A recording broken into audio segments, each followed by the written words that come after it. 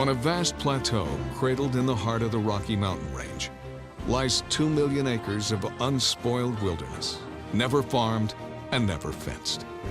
Canyons, lakes, rivers, and mountains. A refuge for magnificent animals and a spiritual sanctuary for generations of Americans. All resting on the largest supervolcano in North America.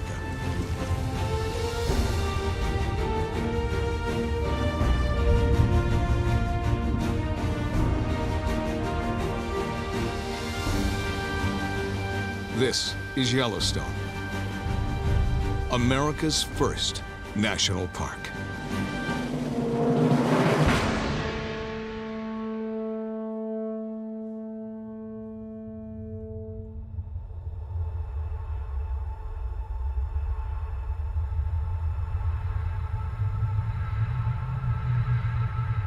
Yellowstone National Park, 3,500 square miles of pristine wilderness.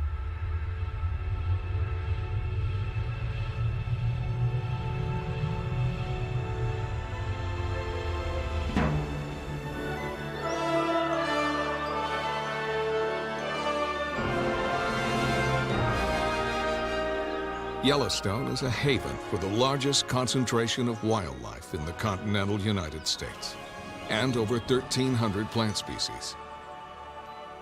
From the gray wolf to the long-eared bat, and geysers to hot springs, Yellowstone is one of the largest remaining ecosystems in North America.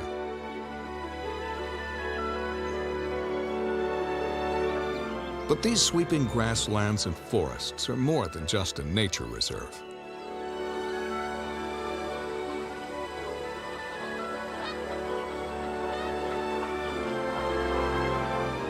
Yellowstone represents an idea as uniquely American as the Declaration of Independence.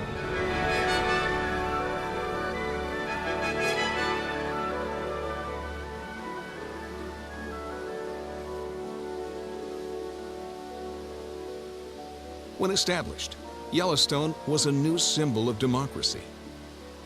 Land the federal government protected from development, sale, and occupation. Land that belonged to all the people. Land preserved as wilderness for future generations.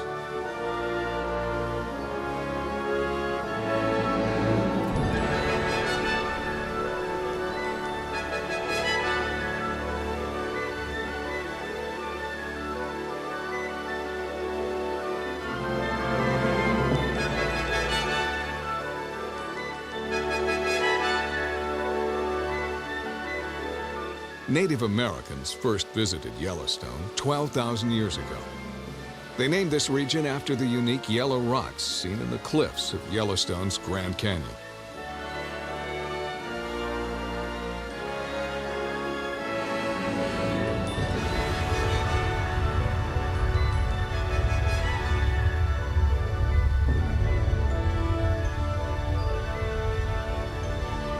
In 1809, one of Lewis and Clark's explorers, John Coulter, discovered the lands that would later become Yellowstone National Park. Many other European explorers followed, venturing into the wilderness.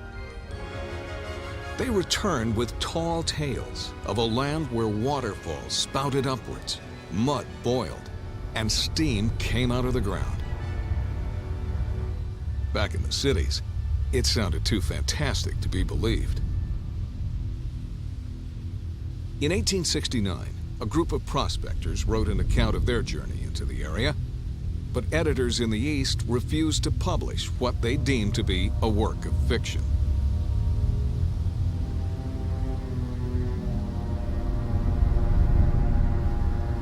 Eventually, the head of the U.S. Geological Survey of Territories decided it was time for professional explorers to take a look.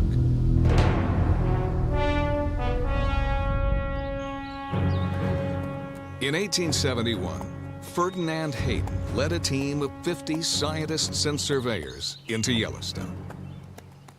To prove their findings, they were accompanied by artists and photographers. Finally, Americans were able to see the majesty of the landscape.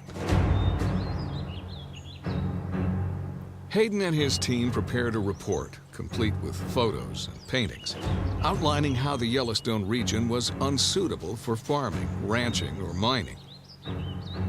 Hayden also warned of the dire consequences if the area was not protected from private development.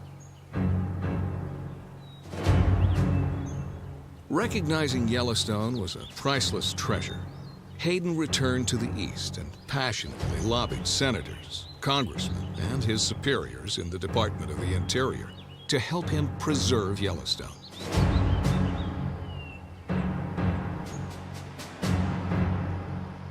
Hayden became the park's first and most enthusiastic advocate.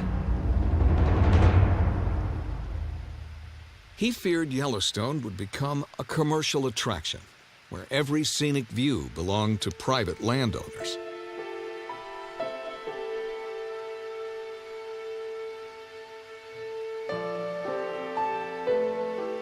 Already, there were plans to sell off land around Yellowstone's prime attractions to entrepreneurs looking to exploit visitors by charging a fee to see the sights.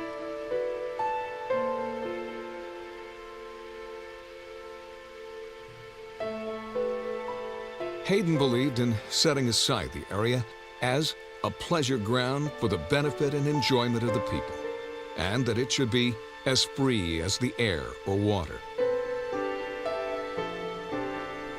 Eventually, Hayden and his supporters convinced Congress that Yellowstone needed to be preserved in its natural state as a public park. On March 1, 1872, President Ulysses S. Grant signed the bill creating Yellowstone Park, the first national park in the history of the world.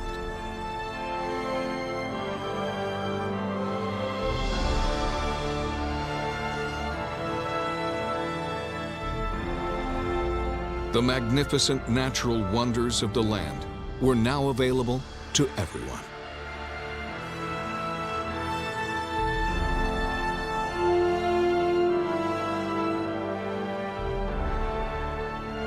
It seems like a simple idea today, but 140 years ago, it was a groundbreaking thought.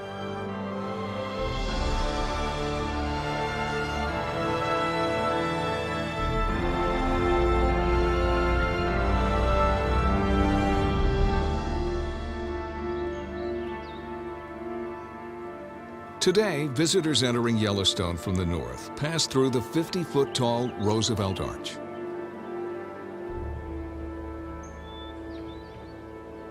Written across the top are the words, "For the benefit and enjoyment of the people."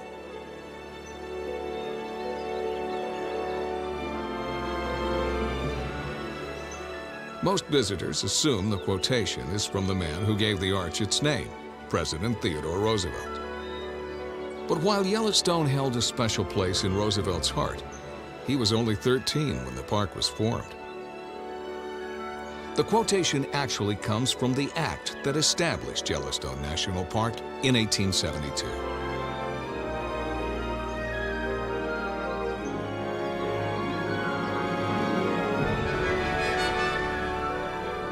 In 1903, Roosevelt interrupted a national speaking tour to spend 2 weeks camping in his beloved Yellowstone National Park.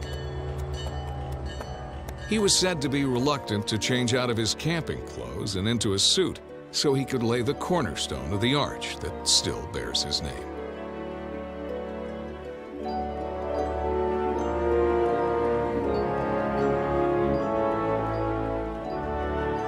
In the first year it opened, Yellowstone National Park drew only 300 intrepid visitors who endured days of arduous travel by stagecoach along dusty trails.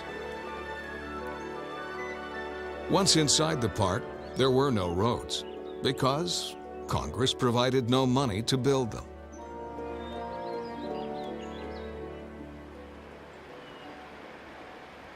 In the early years of Yellowstone, there was considerable opposition to the concept of the national park system. So the only way to create Yellowstone was to ensure it cost the taxpayer nothing.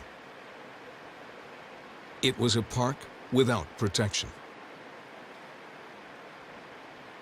The earliest visitors were able to chip off pieces of geyser formations to take home as souvenirs. Others went in search of big game.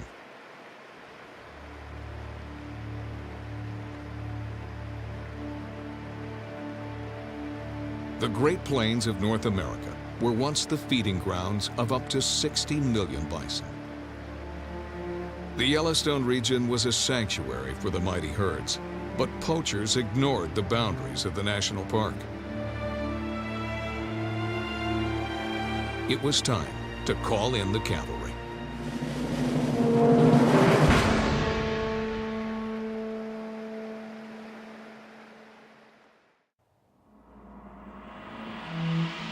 The bison herds of America were once the greatest concentration of a single mammal species ever to exist on Earth.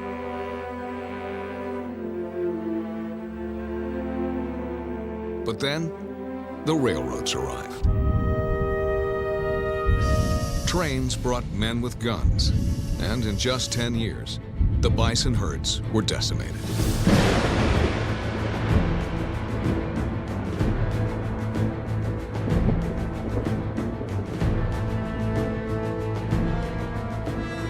By the time Yellowstone National Park was established in 1872, only about 400 bison lived within its boundaries. Even these animals found no sanctuary, because without funds, there was no way of preventing people from hunting in the park.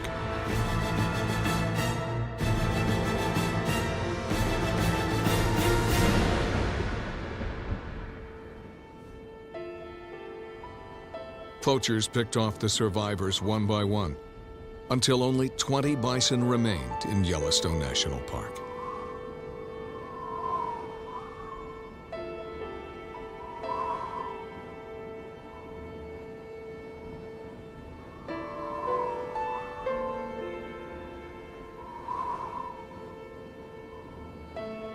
Yellowstone explorer Nathaniel Langford had been appointed as superintendent to protect the park from vandalism and poaching. But he was unpaid, had no staff, and 2 million acres of wilderness to protect. He could do little to stop the slaughter of wildlife.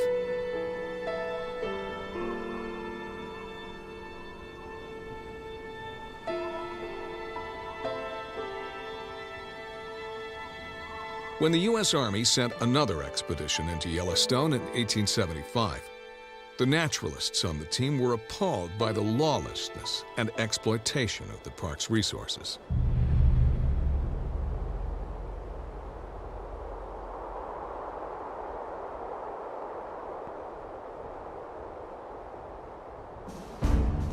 General Philip Sheridan, a hero of the Civil War, was commander of the U.S. Army for much of the West, and the protection of Yellowstone was his personal crusade.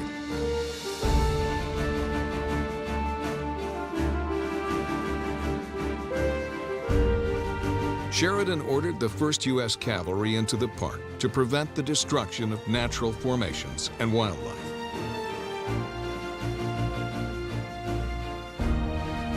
The soldiers were supposed to be a temporary solution to the problems of lawlessness in the park.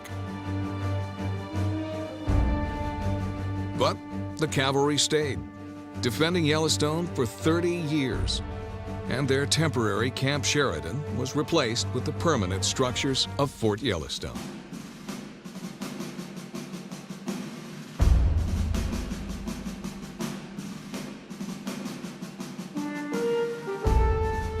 The soldiers were a useful deterrent to destructive behavior, but there was still no law prohibiting hunting in national parks. So if the cavalry caught poachers and vandals, the wrongdoers were only issued warnings and, in severe cases, expelled from the park. 22 years after the park was created, President Grover Cleveland signed a law that would finally protect Yellowstone, its geysers, and its wildlife.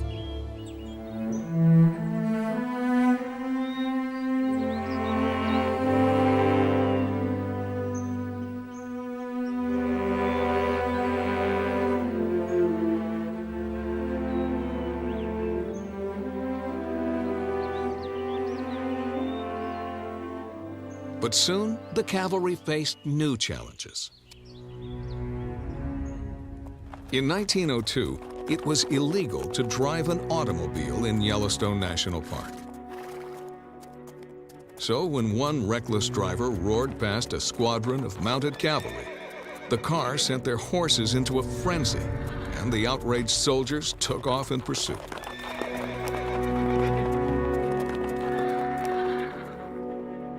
Eventually, they caught up with the vehicle as it struggled up a hill.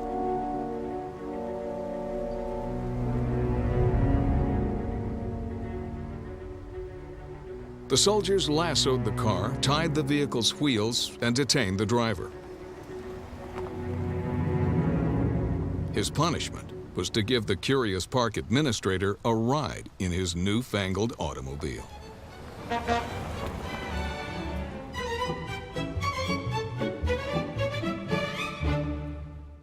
Today, cars and bison happily coexist in Yellowstone.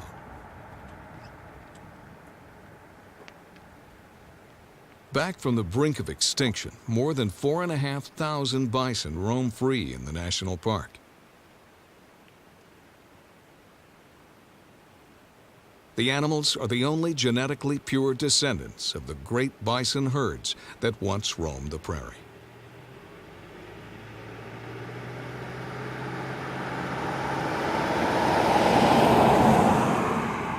But even here in Yellowstone, bison are not totally safe.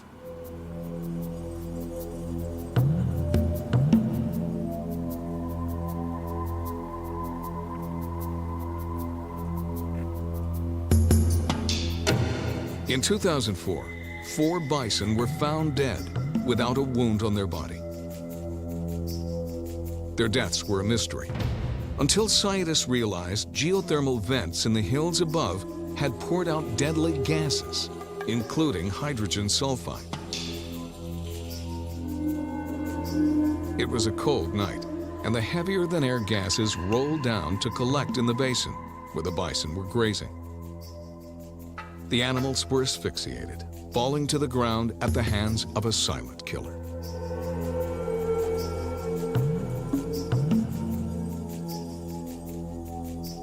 But that's just one of the risks for those who live in a national park that sits on top of this enormous geological hotspot.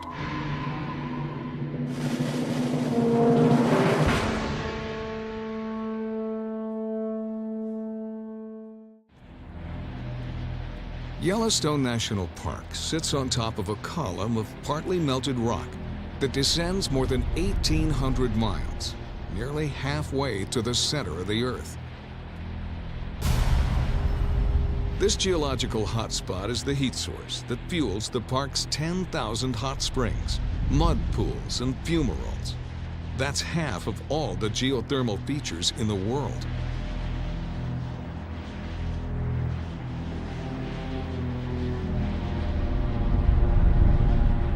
But the national park is most famous for its geysers.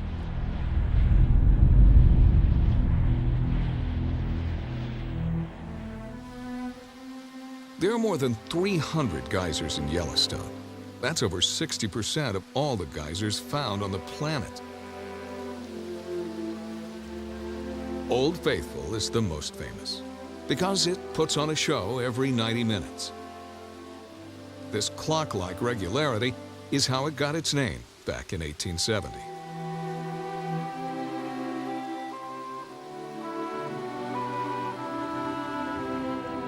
But tourists have always been impatient.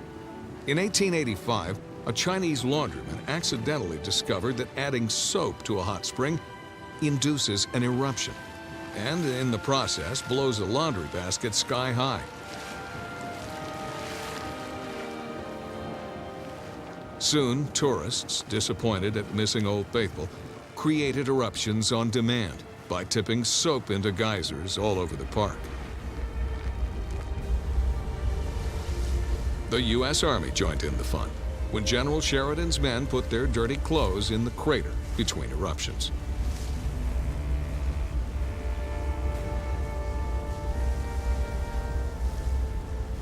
Adding soap to geysers made for good entertainment. but it was bad for Yellowstone's geothermal features.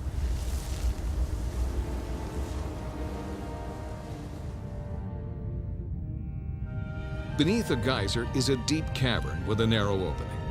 It's filled with water that's superheated by the molten rock simmering just below Yellowstone.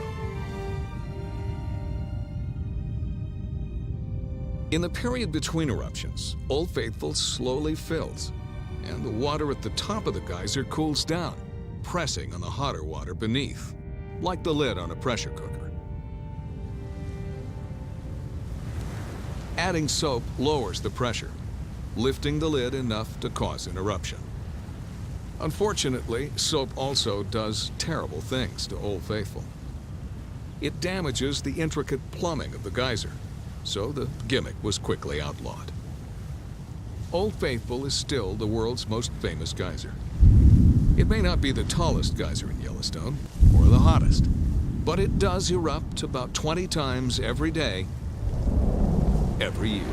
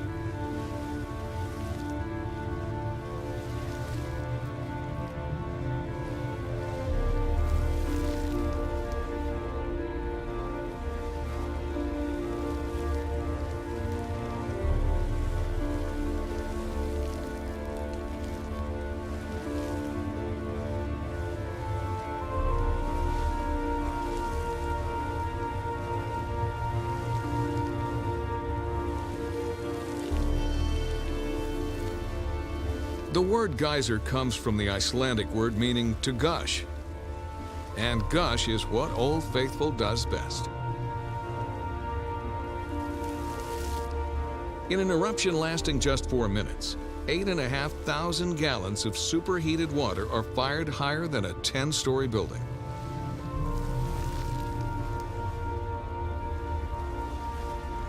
Other geysers are less predictable.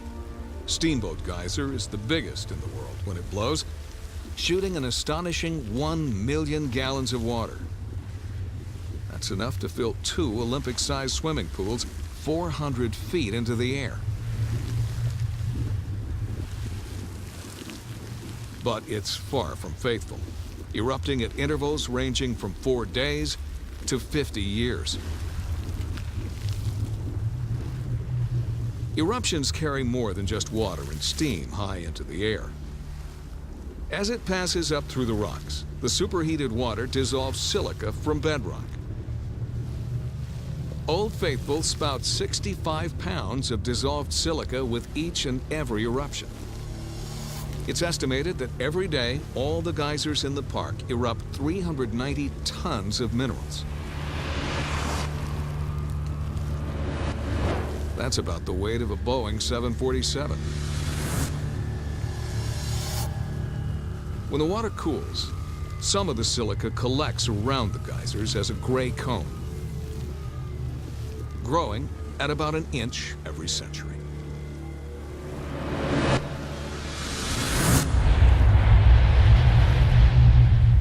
At that rate, the 12-foot-tall cone of silica around Castle Geyser has been growing for 15,000 years, since the time of the last ice age.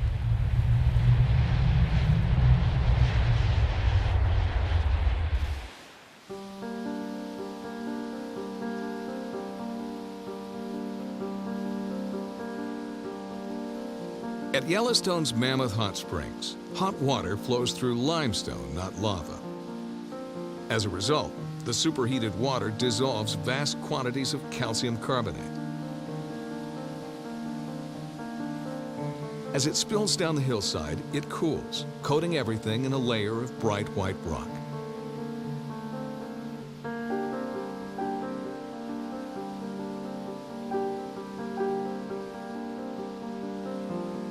Each day, another 2,000 pounds of new rock, about the weight of a large bison, is added to these terraces. They're growing at a rate of about 8 inches a year. That's twice as fast as your fingernails.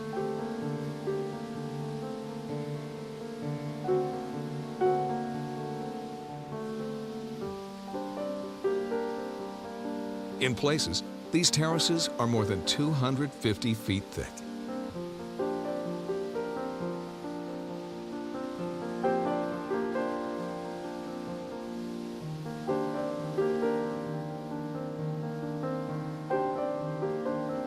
Wherever there's warm water, it's colonized by brightly colored bacteria and mats of algae. But if the spring dries up, the microorganisms die, leaving only a stark, desolate moonscape.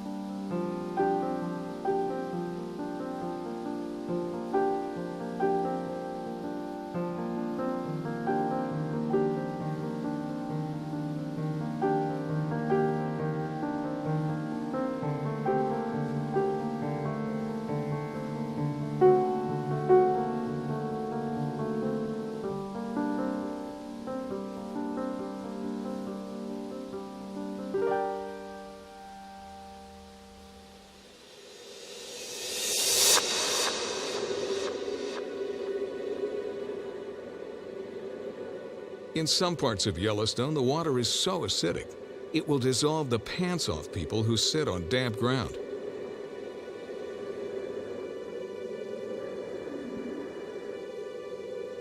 Up until 1965, it was assumed nothing could survive in a geothermal acid bath bubbling at 200 degrees Fahrenheit. Then, 2 scientists visiting Yellowstone scooped up some yellow-brown scum growing on the edge of a pool and discovered it was full of living microbes, the very first extremophiles, life forms that thrive in geochemically extreme conditions.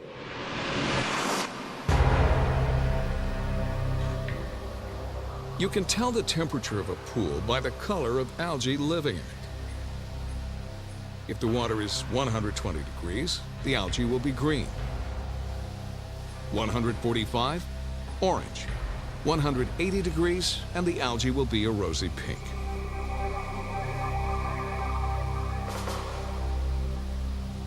The water in your bath is only about 100 degrees, so swimming in these pools can be deadly.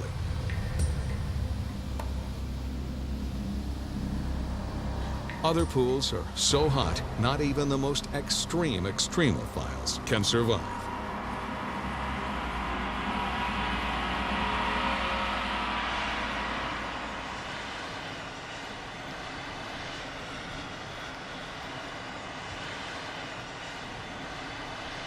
Water erupting from Yellowstone geysers is superheated to an average of 204 degrees Fahrenheit.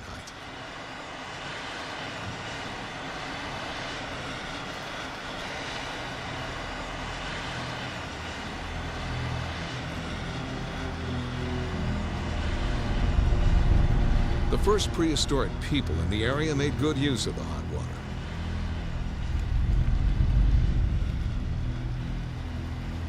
Ancient artifacts indicate that they came to bathe and cook food.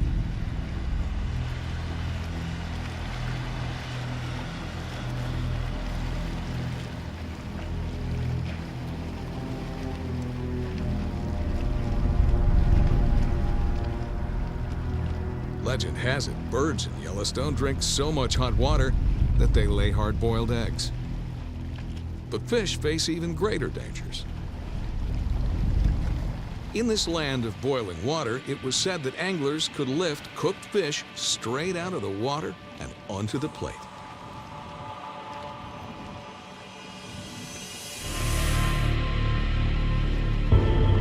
This is one fisherman's tale that turned out to be true.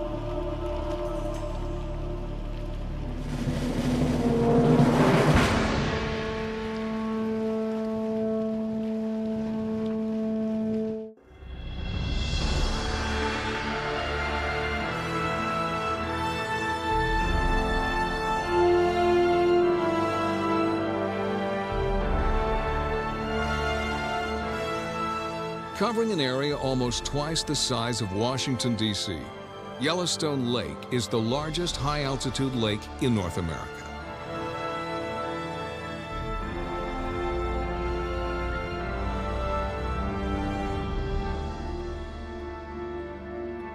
On the surface, it looks like an oasis of calm in a fiery land.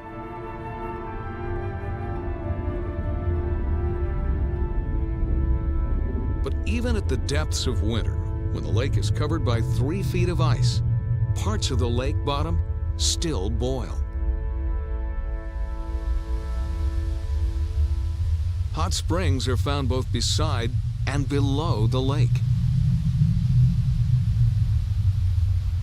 One underwater geyser erupts every 25 minutes, and trout regularly circle the area, feeding on the clouds of bugs stirred up by the eruption, which is why the geyser's called the Trout Jacuzzi. The earliest explorers of Yellowstone returned with tall tales of a lake where you could catch a trout, swing the pole around, dip it into a boiling pool, and cook the fish without taking it off the line. And remarkably, it's true. For many years, this trick was a highlight for any visiting angler. For a while, the best-dressed fisherman in Yellowstone wore a chef's hat and an apron. But after one too many incidents where the fish and the angler went into the boiling water, the practice was sadly outlawed. But there are plenty of other places to fish, as the park contains more than 2,500 miles of rivers.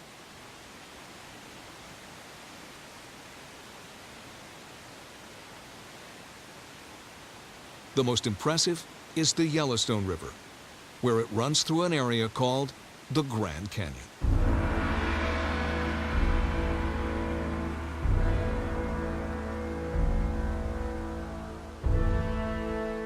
About 18,000 years ago, the Grand Canyon was born when the mouth of the Yellowstone Lake was blocked by enormous frozen dams.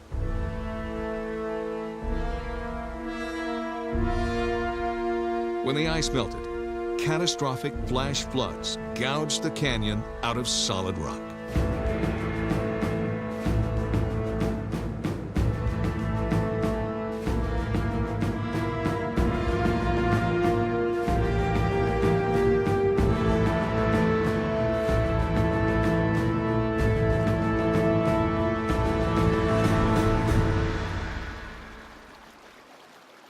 But flooding is not the only danger in the waters of Yellowstone. The Firehole River starts out as a normal mountain stream, with a typical mid-July water temperature of about 50 degrees.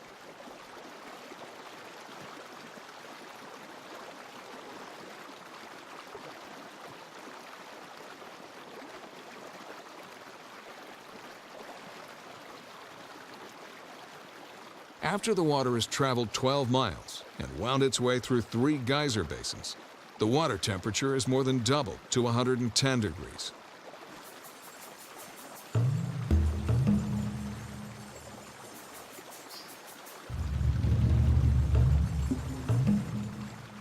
Early explorers thought Yellowstone offered a perfect vision of hell. But this land of fire and brimstone is actually a source of new life. The water of Yellowstone carries vital minerals that travel all the way to the Atlantic Ocean, feeding everything along the way.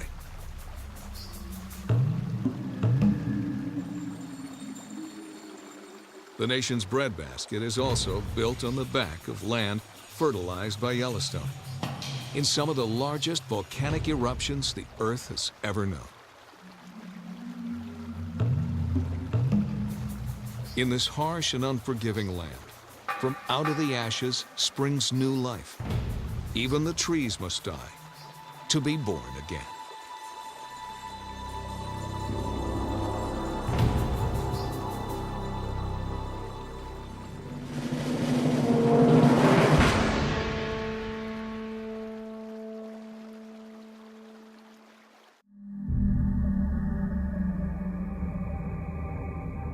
Eighty percent of Yellowstone National Park is covered in subalpine forest.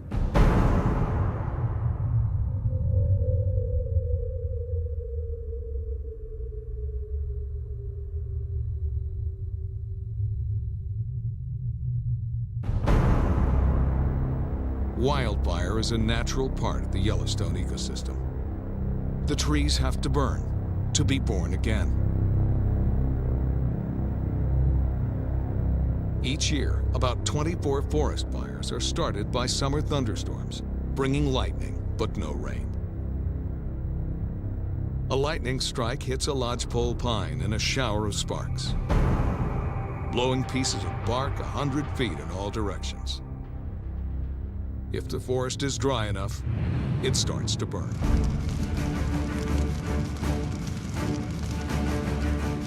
There was a time when forest fires in the park were considered a purely destructive force. All fires were quickly suppressed. But this led to an increase in dead and dying forests, which provided more fuel for later fires, making them much harder and, in some cases, impossible to control.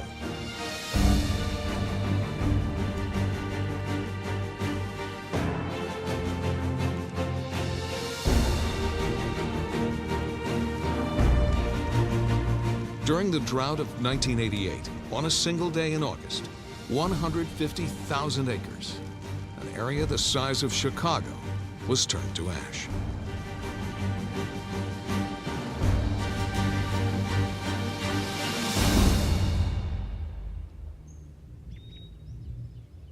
Today, fire is considered an integral part of the forests of Yellowstone.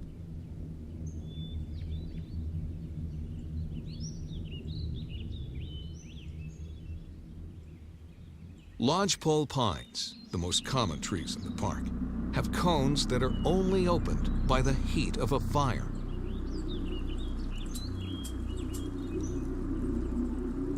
The pine seedlings grow twice as fast in burned areas, thanks to more sunlight reaching the forest floor and nutrients in the ash.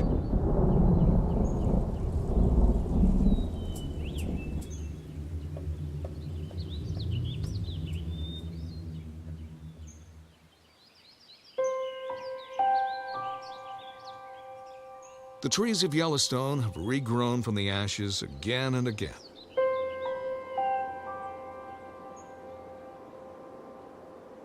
But there have been times when not just the forest, but the whole of Yellowstone has been completely obliterated. That's what happens when you live on top of a supervolcano.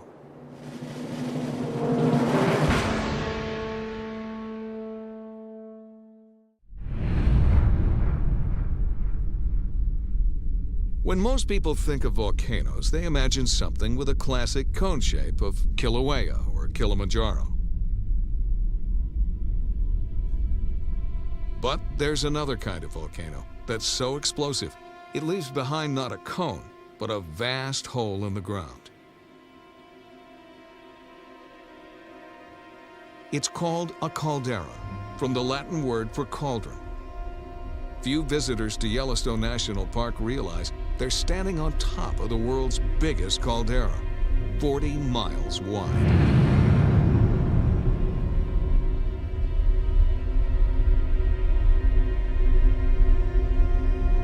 In most places on Earth, magma is 40 miles down.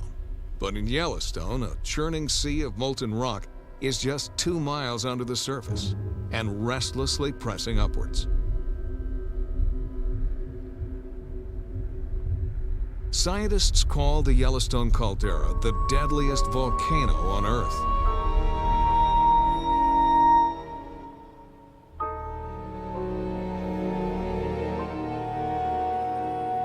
It first erupted 16.5 million years ago, and it's blown 100 times since.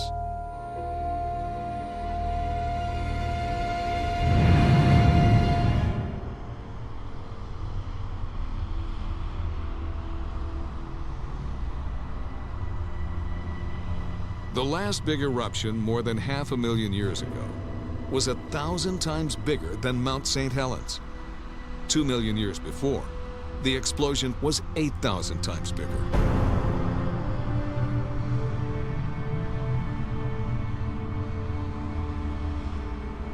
It left a hole the size of Rhode Island and created a global catastrophe and mass extinction.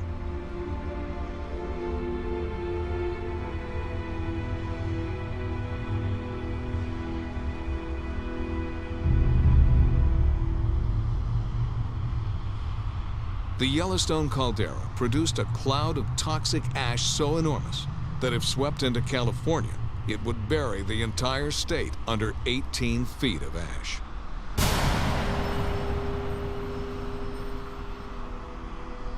"800 miles away in Nebraska, scientists uncovered a 12-million-year-old water hole surrounded by the fossils of bizarre creatures long extinct, all smothered under 2 feet of ash from a Yellowstone eruption.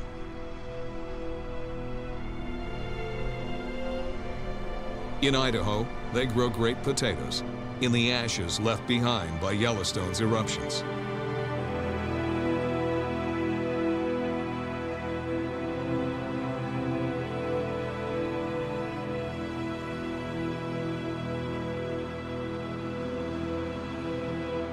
Yellowstone National Park sits on top of a supervolcano.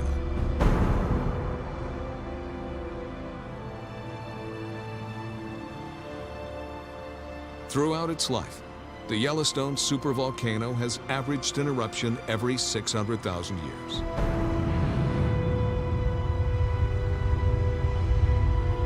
The last eruption was 630,000 years ago. Yellowstone is overdue.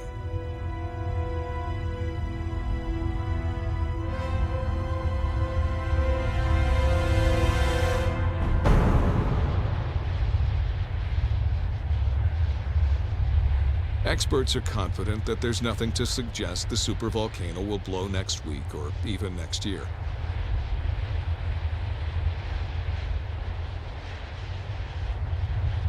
But one day, Yellowstone will explode, and the world will surely notice, just as it did in 1872, when Ferdinand Hayden started a movement in land conservation that spanned the entire globe.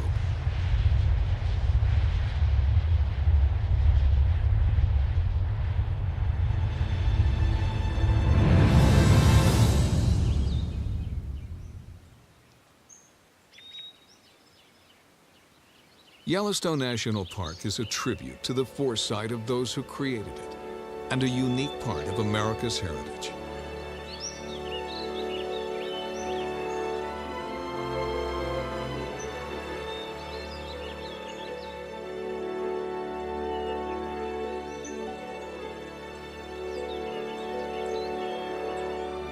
Only in Yellowstone are forests that have never been logged, rivers never dammed, minerals never mined, and grasslands never farmed.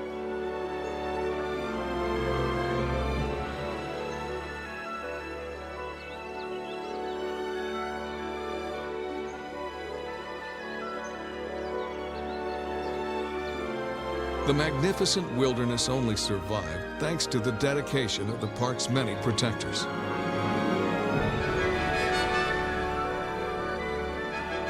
But this is land that belongs to every American, and every American has an obligation to preserve Yellowstone National Park for future generations.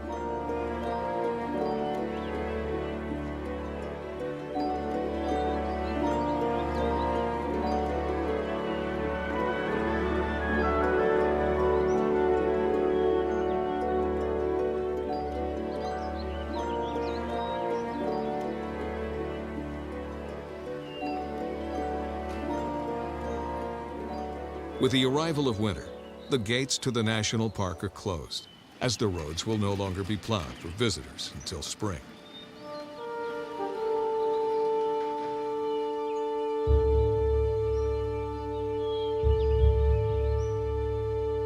Yellowstone is left in peace as the winter snows form a protective shroud across America's very first national park.